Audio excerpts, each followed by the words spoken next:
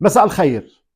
وثيقة عسكرية سرية وخطيرة جدا نشرتها المعارضة التونسية، ومن خلالها كتهم الرئيس قيس سعيد بأنه ارتكب جريمة الخيانة العظمى.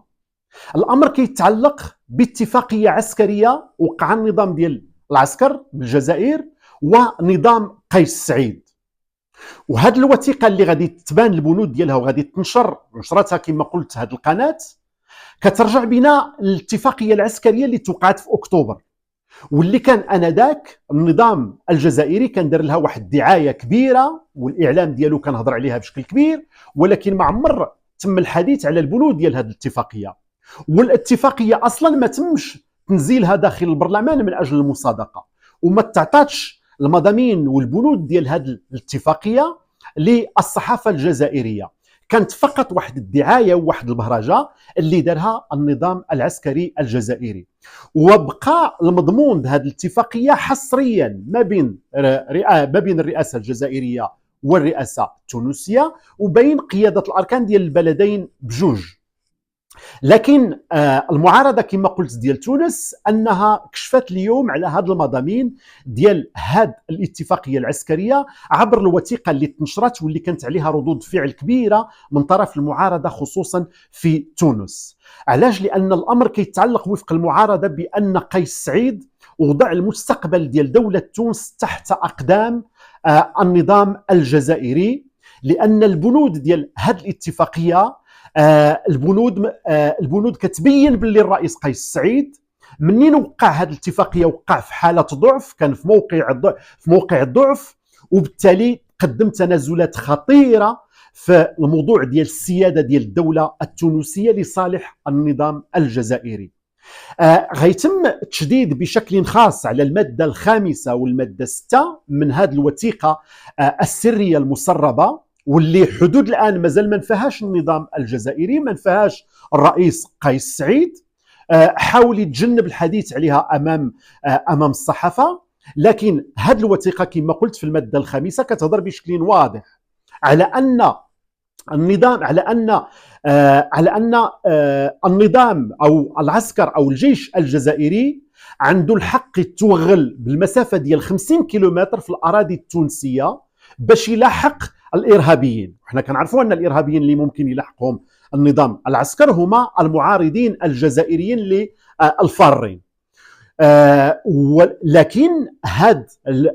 لكن هذه الوثيقه كتهضر في الماده السادسه كذلك باللي ان توغل الجيش الجزائري يقدر يوصل العاصمه، وكتهضر باللي ان من المهام ديالو او قيس سعيد في حالة ما إلى طلب من النظام الجزائري من الدولة الجزائرية أنها تدخل، يمكن للجيش الجزائري أنه يدخل إلى حدود العاصمة. لكن كما كيقولوا إذا ظهر السبب بطل العجب. لكن علاش؟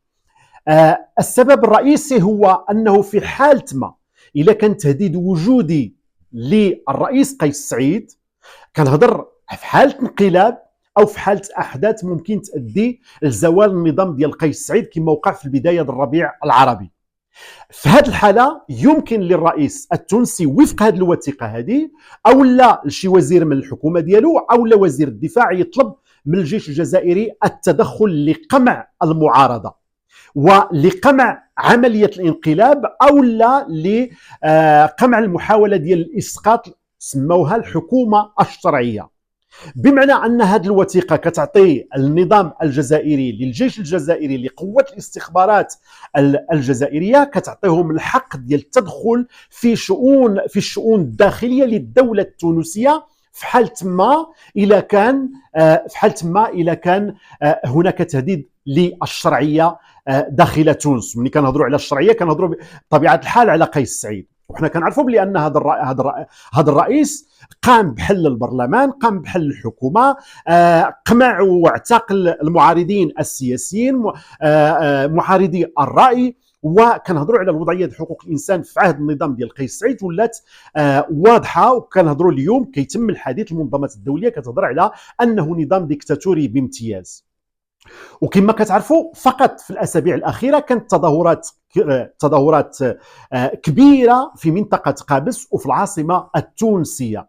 وبالتالي توقيع هذه الاتفاقيه اللي كان كما قلت كنذكر بلي انه كان في اكتوبر، توقيع هذه الاتفاقيه كيبين الاهداف ديالها الحقيقيه، لان الاهداف ديال الحقيقيه هو ان النظام ديال قيس سعيد خايف او لا وصل لواحد اليقين بلي انه ممكن غيتم الاطاحه به، لان كاين غضب شعبي كبير داخل تونس وكاين رفض للسياسات ديال قيس سعيد اللي كما قلت حط او لا وضع الاسس ديال واحد الديكتاتوريه عكس ما طالب به التونسيون في البدايه بالربيع العربي بعد اسقاط نظام بن علي. وبالتالي هذه الوثيقه كتهضر على كما قلت كتهضر على الاتفاقيه العسكريه اللي من الضروري انها في الحالات الطبيعيه كما معروف عليها على الصعيد الدولي انها تحافظ على سياده الدول. كتكون اتفاقيه عسكريه تعاون عسكري، اتفاقيه دفاع مشترك، وهذا امر مقبول في العلاقات الدوليه. كل الدول عندها الحق في اتفاقيات دفاع مشترك، في التوقيع على اتفاقيات دفاع مشترك، او في الانضمام الى تحالف عسكري.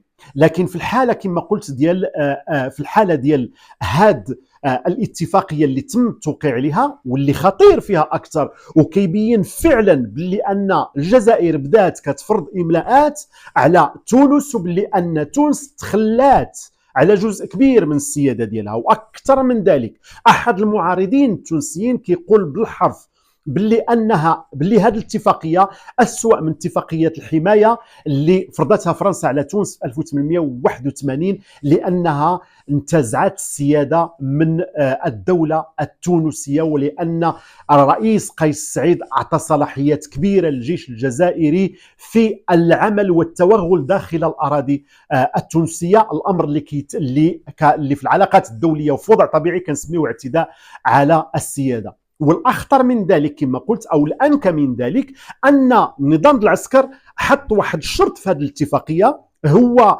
انه ما من حقش النظام ديال قيس سعيد، ما من حقش تونس انها توقع اتفاقيه عسكريه مع دوله ثالثه بلا ما يسيق الخبر النظام الجزائري وبدون الموافقه ديال الجيش الجزائري. يعني كتعطي الحصريه للنظام الجزائري هذه الاتفاقيه، وهو الامر اللي كيتعتبر خطير جدا، والامر اللي كتقول المعارضه اليوم باللي انه جريمه الخيانه العظمى. وكنعرفوا باللي ان في الدساتير ديال الدول جريمه الخيانه العظمى هي جريمه يعاقب عليها رؤساء الدول، وكنعتقد باللي ان المحاكم ديال هذه الدول كتبت فيها وتتم الادانه ديال اي رئيس بطبيعه الحال فرط في السياده ديال الدوله ديالو.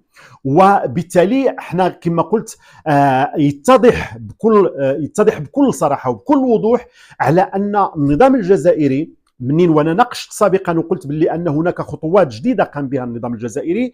اولا تم تبني واحد القانون في البرلمان ديال الجزائر السنه الماضيه اللي كيعطي الجيش الجزائري الحق ديال القيام بعمليات خارج التراب، اي التدخل خارج الارض الجزائريه. وحنا شفنا ان هذا التدخل كان في الشمال ديال مالي، ووزاره الخارجيه ديال مالي ادانت التوغل الجيش الجزائري في الشمال، واعتبرت بان الجزائر كتحمي الارهابيين ديال جماعه نصره الاسلام والمسلمين. وقامت وحنا كنذكروا بان الحادثه ديال اسقاط الدرون من طرف الجيش الجزائري والرد القوي اللي كان من طرف الدول الثلاث اللي هي النيجر بوركينا فاسو ومالي، لان الدول كما كتعرفوا داروا واحد التحالف عسكري لاس وتهموا فيه النظام الجزائري بانه كيحمي الارهابيين وكيعطيهم ملاذ على الارض ديالو. ثم كما قلت هذا القانون كيمنح الجيش الجزائري حريه القيام بعمليات خارج ارض الجزائر. واليوم كنفهموا باللي ان من بين هذه العمليات اللي يقدر يقوم بها الجيش الجزائري وفق هذا البند اللي وفق هذا القانون اللي تم تبنيه على مستوى البرلمان الجزائري، هو التوغل داخل الاراضي التونسيه.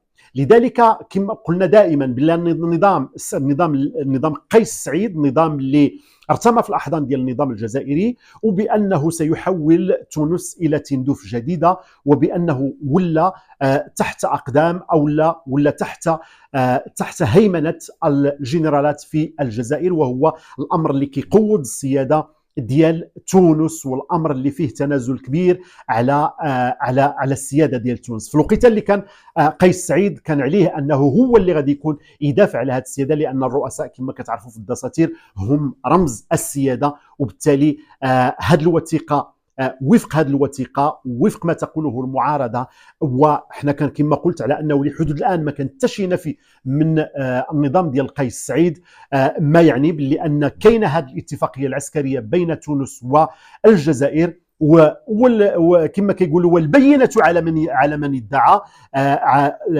وحقيقه الامر هو ان قيس سعيد اليوم هو كان عليه انه يقدم المضامين والفحوى ديال هذه الاتفاقيه العسكريه، لكن للاسف الشديد لحدود الان كنعرفوا باللي قيس سعيد رئيس ديكتاتوري يرفض الاستماع لمطالب المعارضه، حل المؤسسات الدستوريه ووضع واحد الحكم شمولي تحت القياده ديالو. هذه حلقه كما قلت كانت حول الاتفاقيه العسكريه السريه الخطيره جدا بين نظام قيس سعيد والنظام العسكري في الجزائر. تحياتي لكم وعمتم مساء، وما تنساوش انكم تشاركوا في القناه وتدعموا القناه.